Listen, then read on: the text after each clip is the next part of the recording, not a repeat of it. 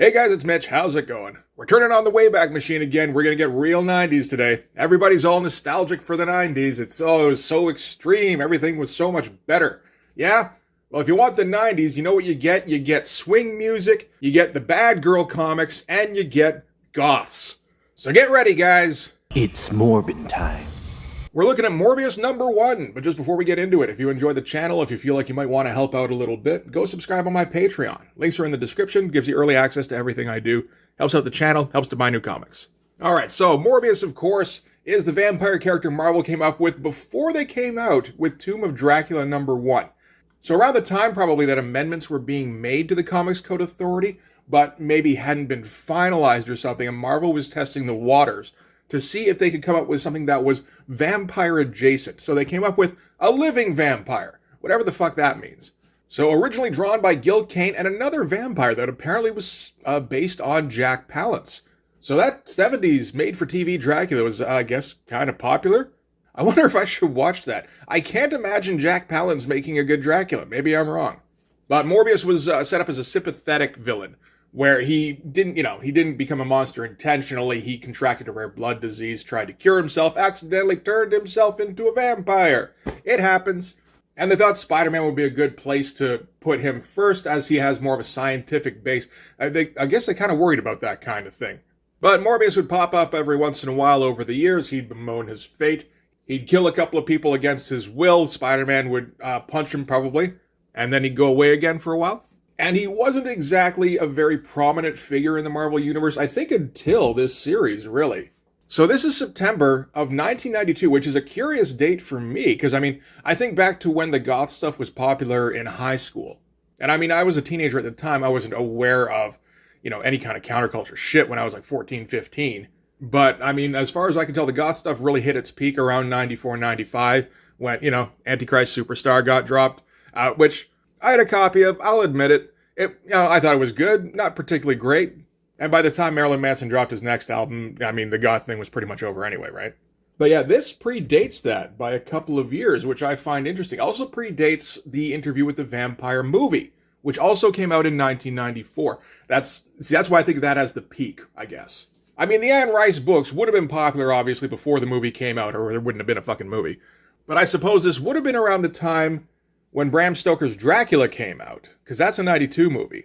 And that feels like that did kind of kick things off a little bit. I couldn't tell you what the goth scene looked like at that time. I was 13. I just knew I wanted to watch the Annie Lennox video for Love Song for a Vampire as often as I could, because that was the only way I could see clips from that movie. Imagine a 13-year-old not being able to get into the theaters to see the horniest movie of 1992. But yeah, when this got set up, I would think it would have been even before Dracula got released. So, I don't know, maybe somebody at Marvel was a Joy Division fan or something, because we got the Rise of the Midnight Sun storyline. And what that was a thing started in Ghost Rider, where the Queen of all Demons, Lilith, arrives on Earth, and she's got her demonic horde that she's calling to her, and she's gonna take over the world, obviously, right? And Ghost Rider and Johnny Blaze, who are teamed up at this point, have to go around and find all sorts of spooky superheroes to go and fight off all the demons. You'd think Captain America would be down with fighting off demons, but he didn't show up. But yeah, this storyline spawned 4 new titles, all with a kind of gothy feel. So there was Morbius, there was Spirits of Vengeance, which was Ghost Rider and Johnny Blaze teaming up. So Ghost Rider had 2 comics going on in 1992. That's the kind of popularity Ghost Rider had. There was Spirits of Vengeance, which was Hannibal King, who was a vampire of some kind, I think a more traditional vampire. There was Blade, and there was Frank Drake, otherwise known as Frank Dracula from Tomb of Dracula #1. There was also the Darkhold comic, which I am planning on hitting at some time. That was just a weird-looking thing drawn by Richard Case. And I never thought the storyline looked particularly interesting, but I did like the idea of the leather-clad vampire who would, leap around on rooftops and descend on muggers and shit. It's 1992, you better be wiping out those muggers, they're a plague. So let's get started on this. We can start with the cover. That is a damn good cover, actually.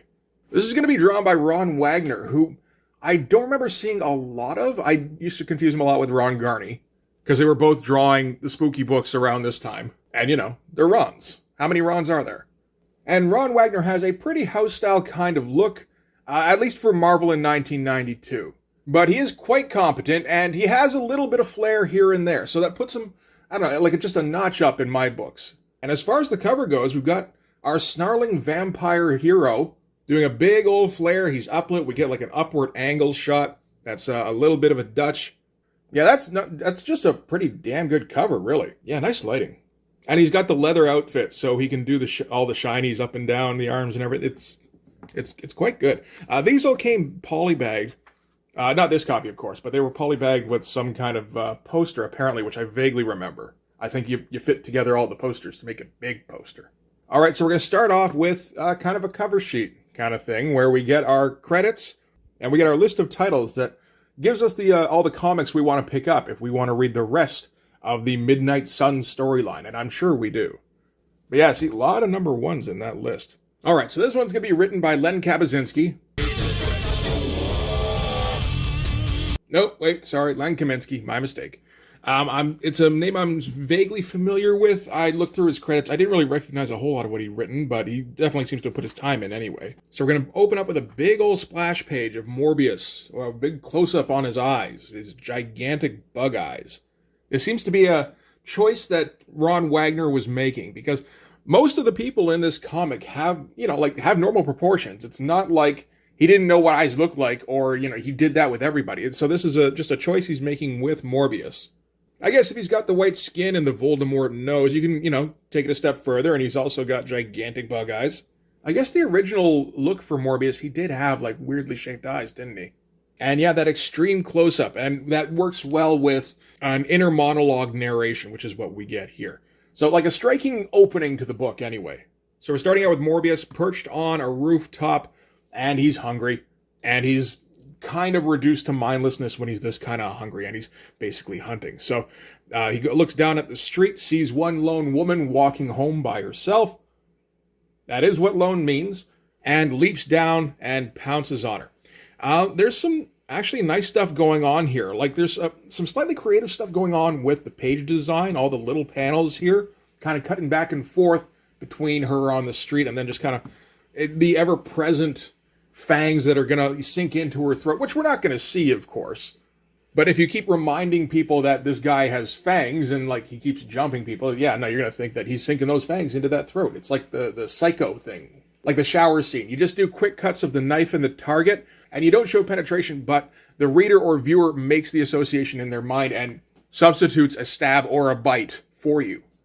And kind of a nice little panel here that looks maybe a little posed. I'm not for sure. The figure it's not super elaborate or anything. Nothing is in this panel, really. It's just something about this shadow. It's a simple shadow, but it feels correct. Good shot, anyway. So Morbius pounces on her, immediately just kills her, rips out her throat. We almost see the teeth sinking into the neck. Pretty close. This is a little violent for 1992. And then once he has the blood, it kind of, lessens the hunger long enough for him to get his senses, and he realized what he's done, and raises his hands to the heavens and goes, "Mamma mia!" And he is still in his old school Morbius costume, too. He's just been hanging out in that thing for 20 years. So we've got our protagonist. I mean, if you're picking up this book, chances are you know who Morbius is. So not much of a chance of the reader being like, who's this vampire guy? And when's our hero going to show up to kill him? So from there, we cut to a goth club in an old cathedral, as all good goth clubs should be. As far as I know, not too many actually ended up there. They just really wanted to be in a cathedral. I think I went to one once, and it was, kind of in a shitty little club downtown that was pretty threadbare, didn't have a whole lot in terms of furnishings, and maybe 3 girls and 12 dudes in dresses. In case you're wondering, no, I was not one of the dudes in the dresses. I just found some black clothes in my closet, threw those on, and still felt like a bit of an outsider. And then I never went back to a goth club again. So at this goth club, we've got our main villain. This is Lilith, she of the mile-high forehead. And she's got a bit of an entourage with her. I don't remember this guy's name. I think he showed up in the Darkhold. But this, of course, is Blackout, the old Ghost Rider villain.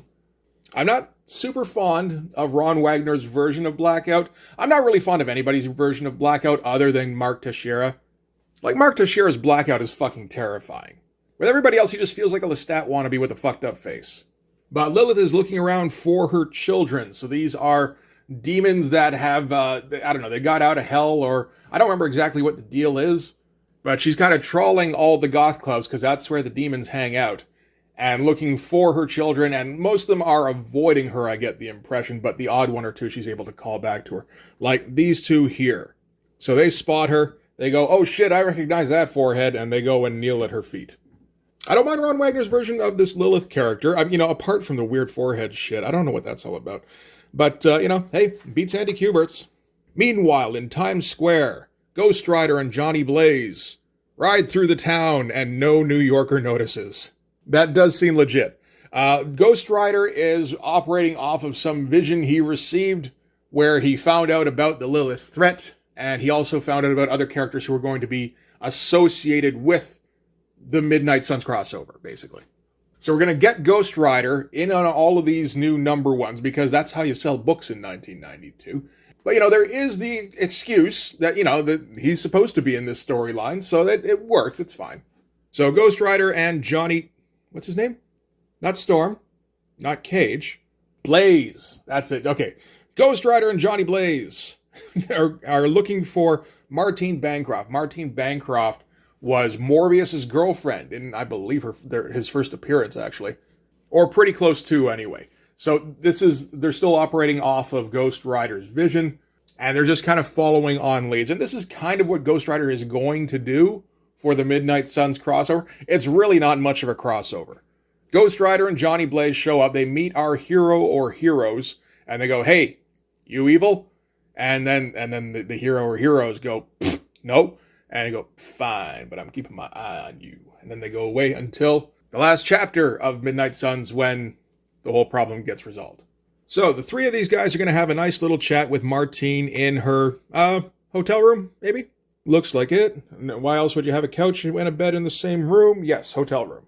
So they're just like, hey, we're on the hunt for evil shit, and your name came up. Do you know any evil shit? And she's like, yes, actually, I'm on the hunt for my ex-boyfriend. He's a vampire man now. And shows him pictures, and Ghost Rider snatches the pictures out of her hand and goes, give me that shit. I know that vampire face. And she goes, hey, you can't just go taking my shit. Show me your credentials. And he takes off his helmet and goes, I got flaming ghost face credentials, bitch. And she's like, that's acceptable. I do like this panel here a bit. I mean, this is well used from movies and everything, but well executed. With the face poking out between the chain here. So now it's time for the exposition dump. And yeah, she's just going to kind of get to her story and ignore the fact that she's got a flaming skull man behind her. I mean, she is roaming around New York looking for a vampire with a goatee, so it's not any weirder than that. And we get Morbius' origin story about how he was a brilliant biologist, won the Nobel Prize, but contracted some super duper rare blood disease and was going to die, and is like, no, I'm a brilliant biologist. I should be able to figure out a way around this. And did come up with a serum based on vampire bats, but that turned him into a vampire man. It was right there in the name all along, man. Come on. And, tell a little bit about how he fought Doctor Strange and Spider-Man, and it's weird. And fought Spider-Man a few times, most recently in the Spider-Man issues drawn by Todd McFarlane. And I feel like I should go over those at some point. Like the two-part Morbius storyline, anyway. I feel like there's no story there at all, if I remember correctly. It's just Todd McFarlane taking advantage of drawing Spider-Man in his black suit and drawing cool shots of Morbius lurking. So Ghost Rider and Johnny Blaze are like, cool, okay, so you know the vampire things, that's good. Do you know how to find the vampire? Because we've got fucking nothing. And she's like, I think I might know where his lair is, but I am not confronting him at night. That seems kind of dumb with a vampire. In the meantime, I'm going to put in a phone call to a scientist guy I know. So then from there, naturally, we cut to the scientist guy. And it moves fast enough that you don't think, hang on, how is this woman with no resources tracking a fucking vampire in New York? It gives you just enough information where you're like, cool, she tracked him, moving on. So cut to our scientist guy, Dr. Langford, who's in a laboratory uptown. And apparently they've been having this kind of talk for a little while now where, Martine's looking for a cure for Morbius. And Dr. Langford feels like he's come across one. He has access to all of Michael Morbius's his old notes, his old unpublished papers. And he was able to come up with a serum that should fix him, or at least will look like the doctor was trying to fix him, but will actually poison him. So Dr. Langford has his own motivations for bumping off Morbius. And all the art here is fine. Nothing really stands out too much. It's all competent. The only thing maybe is that some of the placement seems to be a little off because the word balloons tend to get a little difficult to follow sometimes. Like, all of this is fine, then you get down here and you're like, read this one. Uh-oh. Over here maybe, and then back? I think so. And then down here. Oh, but there's this word balloon here that's crossing over panels. So that should theoretically indicate it was spoken last, but it's also up here, so maybe that one was last. It's just like maybe the placement of the drawings wasn't quite right. But anyway, it doesn't matter. Like, none of the conversation between Ghost Rider and Johnny Blaze and anybody is ever really important to the story, so we can just kind of keep moving. So back at the Goth Club, Lilith is settling in. She's, enjoying having all of her entourage around her, and she brings one of her old buddies who's, her new buddy again, and uses her basically like a seeing stone. So she has some ability where her eyes swell up, even bigger than Morbius's. And Lilith's able to see in them and see prophecy type shit.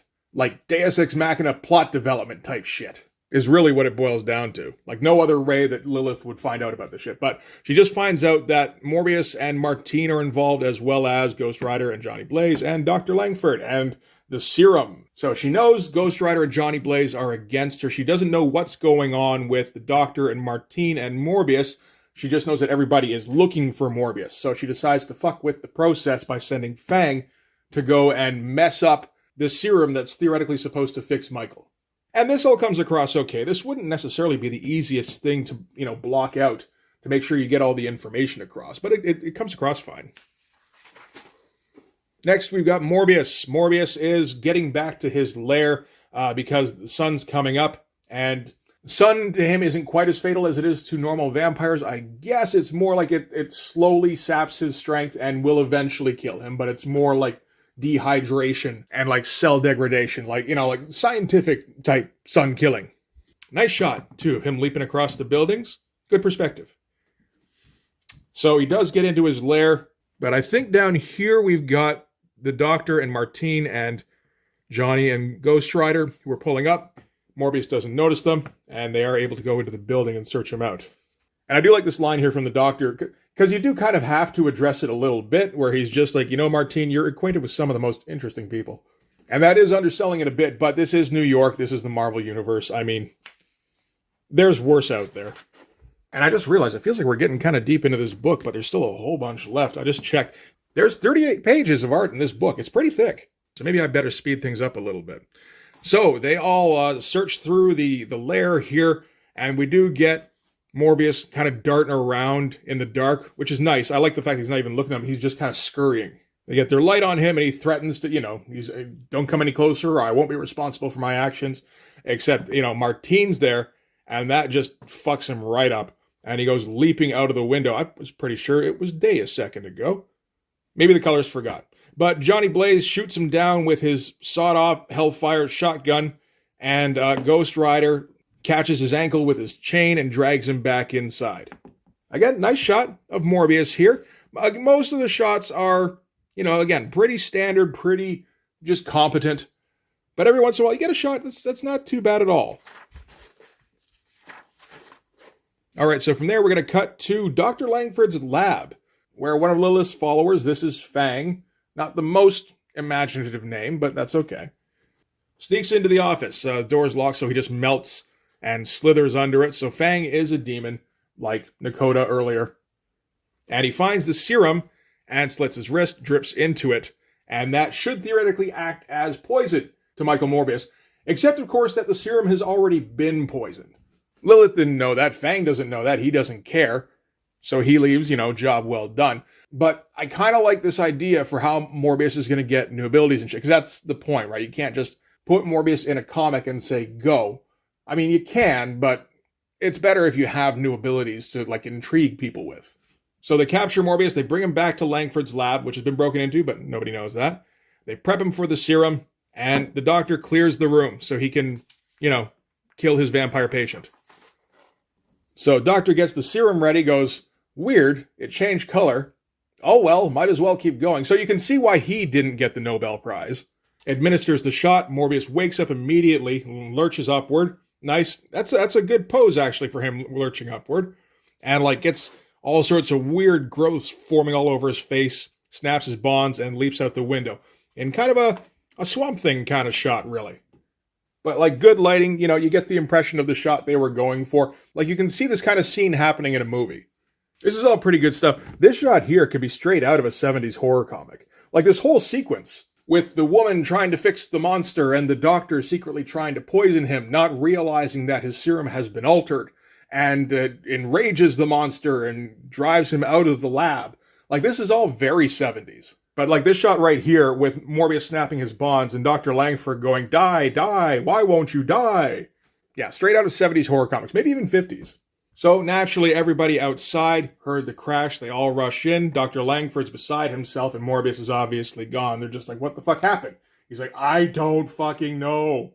He doesn't say, I was trying to kill him and it didn't work, but all he knows is Morbius is out there and still mutating. So Johnny Blaze and Ghost Rider are going to have to go find him and bring him back. So elsewhere in the city, Morbius is riding out the changes in his body. He's still mutating. Unfortunately, whatever is happening has not cured his weakness to sunlight. So he's still getting dehydration, retina damage, melanoma, and if he stays out here, he'll eventually just die. So he's got to think of somewhere to find shelter and eventually thinks of somebody who could potentially help him and goes flapping erratically off in the morning light. I do wonder how the vampire bat serum somehow made him able to fly.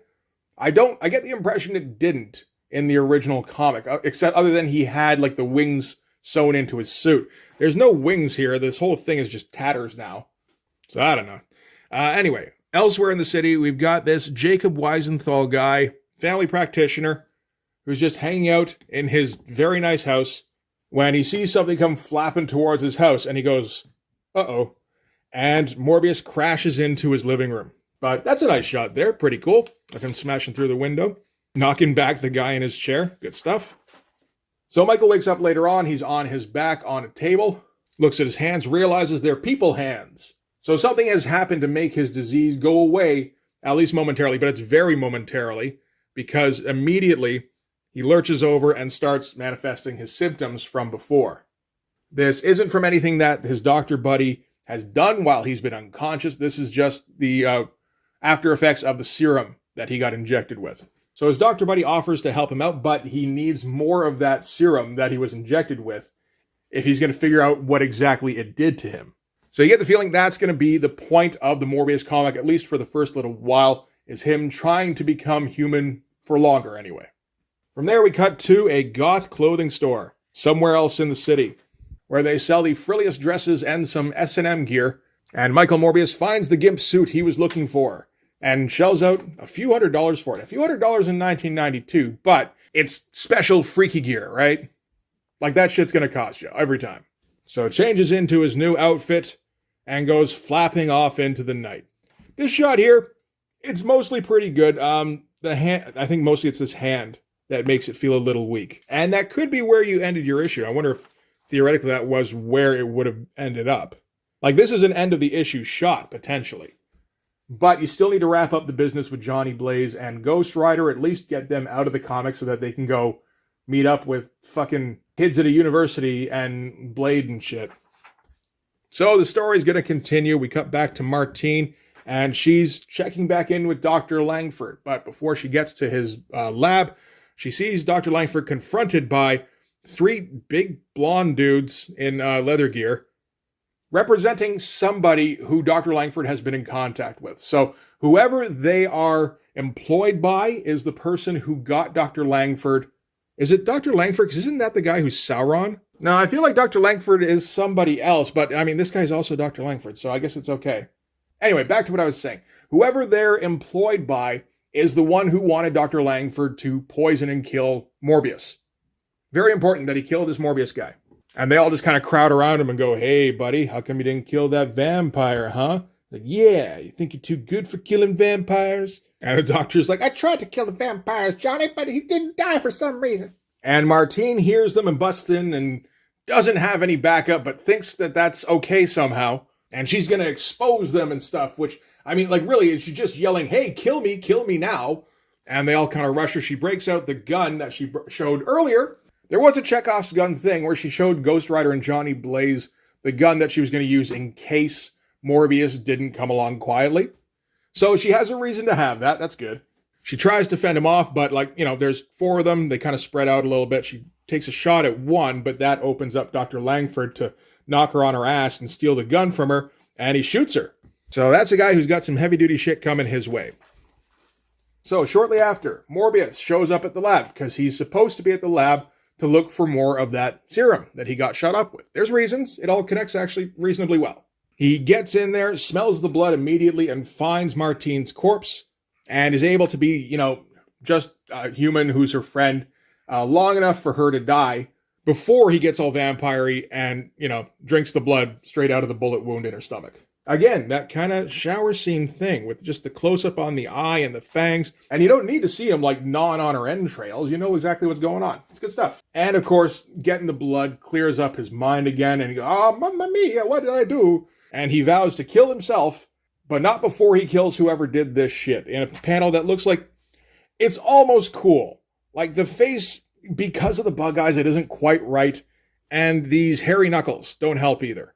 It's still a pretty good drawing. It's just, it doesn't quite get the effect he was going for, I feel like. And the doctor and the 3 goons walk in at that point. You get the feeling they were going to dispose of the body. And Morbius points at them and goes, and leaps across the room and swipes this guy's face off. That's an awesome panel. That's like the best shot in this whole book. Dispatches the thugs easily, throws the one guy into the laboratory equipment, which causes it to explode. Naturally, I suppose, if you get all sorts of reagents sort of interacting with each other, that kind of shit, you could potentially get an explosion, sure.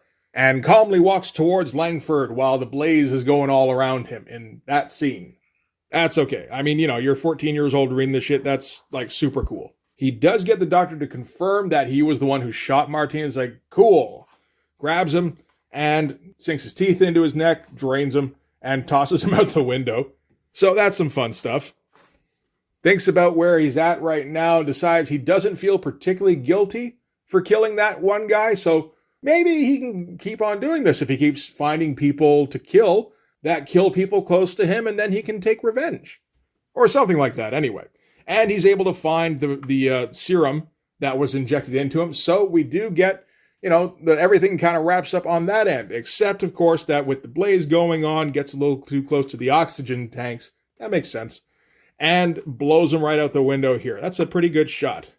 Kind of roughly inked. There's some pretty fast stuff going on with a brush around all the edges here, but it's the kind of rough inking that lends it energy, I think. So as he's falling, he drops the serum. I mean, that makes sense.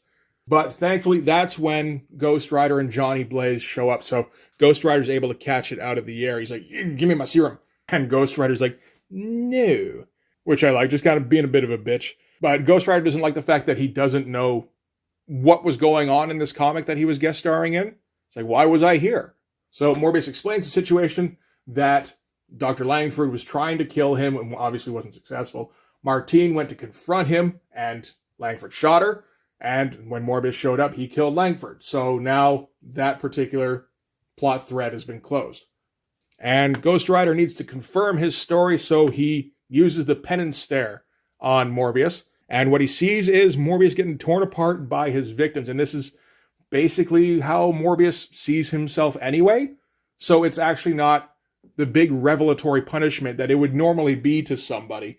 Because he's constantly beating himself up and feeling intense guilt over all the harm he's done.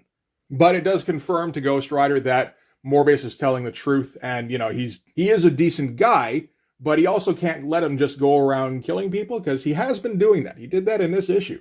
And Morbius was like, fine, then going forward, I'll just kill the blood of corrupt people, like evil people. And Ghost Rider's like, that works for me, buddy, and gives him back his serum. No mention of how he's going to tell who's corrupt. I guess he's just going to have to make a judgment call. Makes you wonder just how accurate his moral compass is when he's feeling particularly peckish. But I'm sure that'll all work out fine. So he passes back the serum. Him and Johnny Blaze take off, having accomplished essentially nothing in this entire comic book other than to capture Morbius, which did need to be done. So that's something. And Morbius decides to flap off into the night with his new serum, having a bit of a new lease on life, and a dead girlfriend, but that provided motivation, so that was good too. And we cut back to Nakota in the goth club, and Lilith goes, blast, my plans to arbitrarily, vaguely fuck with Ghost Rider and Johnny Blaze didn't work in this case. All right, Nakota, get back here. Who's the next goober with a new #1 that I'm gonna fuck with? And that's the end of that subplot in this issue. And we're gonna end with a bit of a tease at the Daily Bugle, where they hear about a body with no blood in it. And you get the pretty good headline that you feel like Len actually wanted to throw out there because he thought it was pretty good. Where bloodless body found in topless bar. That's not bad. And at the window, Peter Parker goes, I know a guy who drinks blood in topless bars. This looks like a job for Spider-Man in this new grim and gritty goth book. So, not next issue, but the one after that, Spider-Man's going to guest star to try and buoy this new series so that it doesn't crash and burn right away like some of the other Midnight Suns titles do. And I mean, maybe it worked. Out of all the Midnight Suns books, this one did last the longest. Darkhold lasts for 16 issues. Night Stalkers is 18. Spirits of Vengeance is 23. This one lasts for 32, so a little bit extra longevity. Out of all of those, though, this definitely was the coolest character, the most interesting. I get the impression, though, that they didn't really know what to do with him. Just looking through the issues, like just based off the covers, I mean, you see a lot of guest stars and you see a lot of no-name villains, like villains that don't pop up in other books, and it doesn't seem like it had its own storyline really to follow. In addition, Ron Wagner didn't stick around as the artist very long. I think he goes up till issue 7 or 8. And I mean, Ron Wagner wasn't a superstar or anything, but he was pretty good. And I think his style does work pretty well with the book, actually. So, like, as a whole, this book isn't bad at all. Like, the overarching Midnight Suns storyline thing is stupid and not really attached in any way except one fundamental way, with the demon poisoning the beaker. And, that's a bit unfortunate, really, because, I mean, you really could have had this as its own separate series without all the extra bullshit. But whatever, I mean, you promote the Midnight Suns storyline, you put this out there with a polybagged edition with a poster in it, it's going to get sales anyway. And it didn't do too bad, 650,000 sales in 92. That's before the, standard for a big release was 750. So you can't complain about how that did, but to go from that to out at issue 32. That speaks to mismanagement. Mismanaged character, mismanaged talent pool. So, I mean, if they wrapped up the Morbius storyline in issue 32, I guess that would be something. I get the impression they didn't do that, though. I mean, you want to be able to use the living vampire guy later on, right? And they would. I mean, Morbius was used in comics as recently as 2019, and Midnight Suns, as a name, was used this year, I believe, in a pretty big storyline. Or it sounded like it was a pretty big storyline. I don't know. I'm not going to read that shit. Anyway, that's Morbius #1, kind of the 90s equivalent of a one-hit wonder. In, the one good issue. I don't know how many more there were in this series. I do recall him fighting the Basilisk at one point. I don't recall giving a shit, so chances were I didn't. Regardless, that's going to do it for this one. Thanks very much for watching. If you like this video, please hit like, hit subscribe, hit the notifications so you know when the next one's coming out. Go over and subscribe on my Patreon. Gives you early access to everything I do, from the Blood Force stuff to the YouTube videos before they get uploaded to YouTube, as well as some Patreon exclusive content. You can also follow me on Instagram and DM me there for commissions, and you can join the Blood Force Discord server. But yeah, that's going to do it. Thanks again for watching, guys. I'll see you in the next one. Bye-bye.